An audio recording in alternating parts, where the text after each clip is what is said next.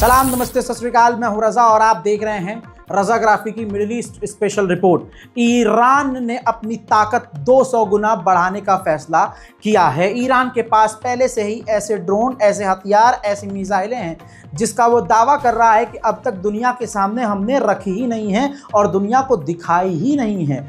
ऐसे में ईरान ने इजराइल की सैकड़ों मिसाइलों को रोककर अपने डिफेंस की ताकत भी दिखा दी है। जहां पूरी दुनिया के मीडिया ने ईरान को दिखाने की कोशिश की कि नुकसान में रहा ईरान और ईरान पर बड़े हमले हुए, धीरे धीरे ये साफ हो गया कि ईरान को ज़्यादा नुकसान उठाना नहीं पड़ा और जिस लेवल का हमला ईरान के ऊपर इजराइल ने किया उससे बड़े नुकसान हो सकते थे।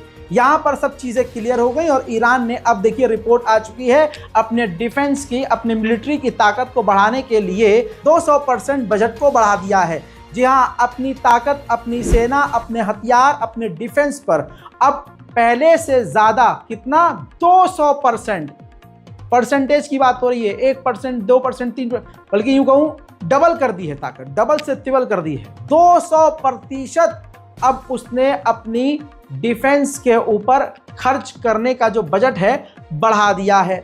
वहीं आप समझ सकते हैं कि ईरान अंदर ही अंदर कितनी ताकत रखता है।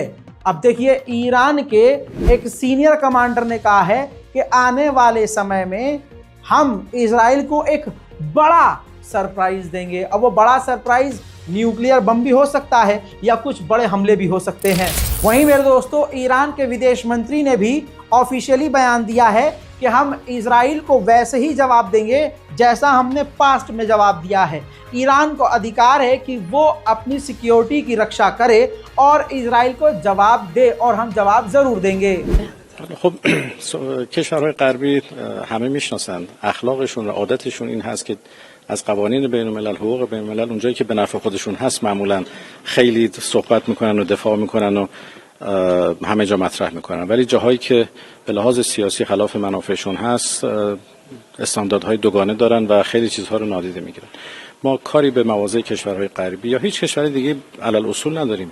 موضع ما کاملا روشنه. بر اساس حقوق بین الملل و بر اساس منشور ملل متحد تجاوزی که به خاک ما صورت گرفته قابل پاسخگویی هست و یک عمل دفاعی از سوی ما خواهد بود، ولی اینکه ما چگونه این دفاع رو انجام خواهیم داد البته. वहीं मेरे दोस्तों, ईरान के विदेश मंत्री ने आगे ये भी कहा कि हमारा ये मानना है कि मिडिल ईस्ट में शांति तभी आएगी जब गाज़ा और फिलिस्तीन और लेबनान में हमले बंद हो, फिलिस्तीन का सॉल्यूशन, 2 स्टेट सॉल्यूशन निकाला जाए, फिलिस्तीन कॉज को कंप्लीट किया जाए, उसकी ज़रूरतों को पूरी की जाए और UNSC को इजराइल पर पाबंदी लगानी चाहिए। वहीं ईरान की ऑयल मिनिस्ट्री की तरफ से स्टेटमेंट जारी करके कहा गया है कि हमारे किसी भी ऑयल रिफाइनरी, चाहे वो अबदान हो या कोई और रिफाइनरी हो, उस पर अटैक नहीं हुआ है। हजरात मोहतरम, वहीं हिजबुल्लाह ने नया लीडर चुन लिया है। वो नए लीडर शेख नईम कासिम ईरान में रहते हैं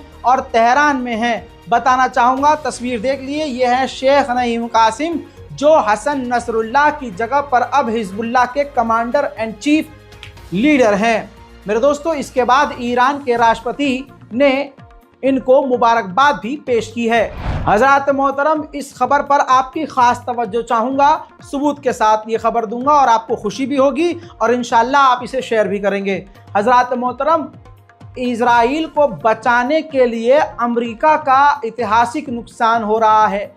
अमेरिका को मिसाइलों की, वो मिसाइलें जो खासकर हमलों को रोकती हैं, उन मिसाइलों की कमी हो रही है। भारी मात्रा में मिडिल ईस्ट में अमेरिका की तमाम मिसाइलें इस्तेमाल हो चुकी हैं, जैसे यूक्रेन को बचाने के लिए लगातार जो मिसाइलें वो दे रहा है और दूसरी तरफ मिडिल ईस्ट से लेकर तमाम इलाके में छावनी बनाकर इजराइल को बचाने के लिए एयर डिफेंस सिस्टम में अपनी मिसाइलें इस्तेमाल कर रहा है।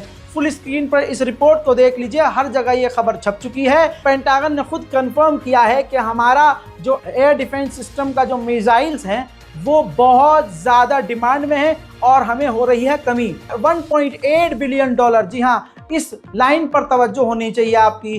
1.8 बिलियन, बी फॉर बॉम्बे वाला, एम नहीं, B for Bombay. 1.8 billion dollar की मिसाइलें लाल सागर से इजराइल के तमाम क्षेत्रों को बचाने के लिए जो मिसाइलें दागी जा रही हैं, यानी हिजबुल्लाह, इधर से लाल सागर से हूथीज, उधर इराक से आने वाले ड्रोन, इन तमाम यानी कुल मिला के इजराइल को बचाने के लिए 1.8 बिलियन डॉलर की अमरीकी मिसाइलें ख़त्म हो चुकी हैं और अमरीका अब बहुत ज़्यादा सामना कर रहा है मिसाइलों की कमी का। हजरात, मैं आपको बता चुका हूँ, एक एवरेज मान के चलिए कि एक मिसाइल जो डिफेंस सिस्टम की होती है वो 25 से 30 लाख की होती है। याद रखिएगा बच्चे, इस बात को याद रखें, एक मिसाइल अमेरिका या इजराइल की जब दागी जाती है ड्रोन को मारने के लिए या सामने से आने वाली मिसाइल को मार कर गिराने के लिए, तो ईरान, हिजबुल्लाह, लेबनान, इराक, इन तमाम देशों के पास जो मिसाइल होती है, जो ड्रोन्स होते हैं, वो काफ़ी सस्ते, चीप होते हैं।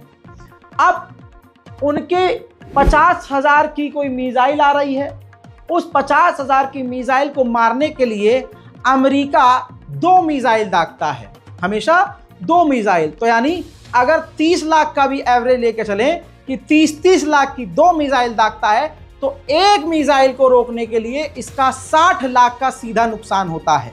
60 लाख की मिसाइल से ईरान के सस्ते 50 से 60 हज़ार वाले ड्रोन को मार कर गिराता है, जिसकी वजह से भी ये भी एक बड़ा रीज़न है कि इजराइल और अमेरिका को मोटा नुकसान हो रहा है। अब आप ये समझ लीजिए कि इजराइल पर सबसे ज़्यादा खर्चा इस जंग में अकेले अमेरिका ने अपनी जेब से खर्चा किया है।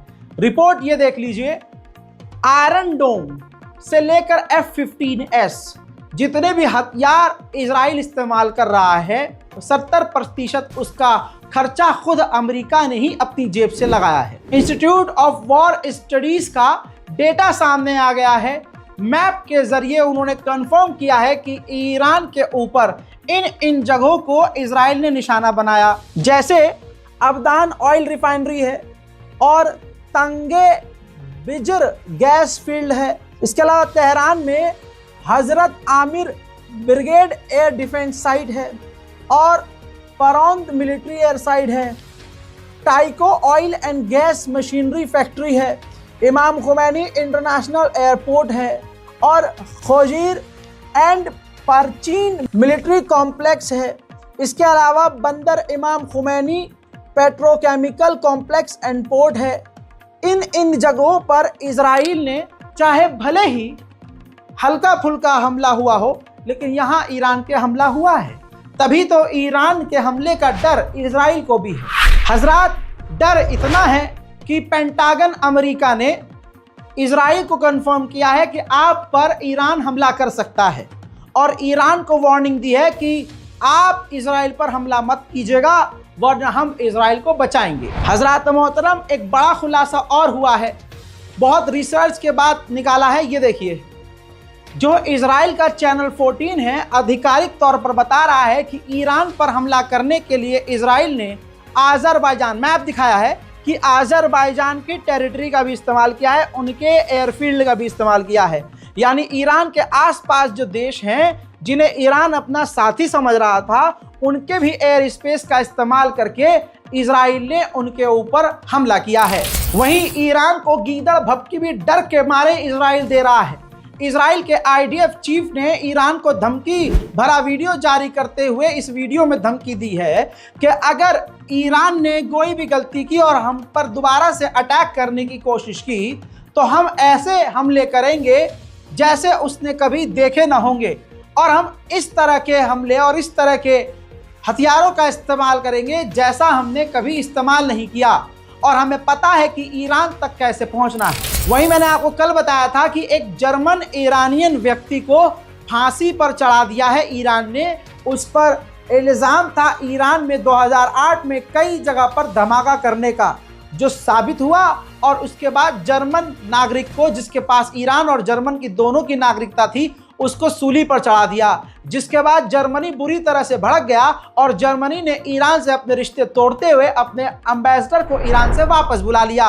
उधर अमेरिका के top commander Michael Kurilla Israel पहुंचने वाले हैं। इससे यह साबित होता है कि ईरान और इजराइल के बीच अभी टकराव जारी है और ईरान कुछ तो बड़ा कर रहा है, जिसकी वजह से इजराइल को बचाने के लिए अमेरिका का टॉप कमांडर इजराइल भेजा जा रहा है। वहीं अमेरिका ने 26 ऐसी कंपनी जिन कंपनी का ताल्लुक पाकिस्तान, चीन, इजिप्ट और यूएई से है, उन कंपनियों को बैन इसलिए कर दिया क्योंकि वो कंपनियां ईरान और रशिया की हथियारों के पार्ट और हथियार बनाने में मदद कर रही थी। अब मेरे दोस्तों, आपको एक बोनस खबर दे रहा हूं, पाकिस्तान के लोग ध्यान दें। ईरान ने पाकिस्तान को चेतावनी जारी की है कि हम आपके इलाके में पाकिस्तान के अंदर जैशुल अदल का जो अड्डा है, आतंकी संगठन, उस पर हम हमला कर सकते हैं। अब आप कहेंगे क्यों? अभी कुछ दिन पहले इन्हीं टेररिस्ट संगठन ने ईरान के बॉर्डर की तरफ खतरनाक हमला किया और ईरान के 10 बॉर्डर गार्ड मारे गए, जिसकी जवाबी कार्रवाई की ताक में ईरान है। मेरे दोस्तों, ये थी ईरान की स्पेशल रिपोर्ट। इस रिपोर्ट को शेयर कीजिए। अपनी राय, जो भी आपने खबरें सुनी, उस पर आपकी राय क्या बन रही है, नीचे कमेंट में जरूर लिखिए। हमारे चैनल रज़ाग्राफी अनस्क्रिप्टेड को सब्सक्राइब जरूर कीजिए। जय हिंद।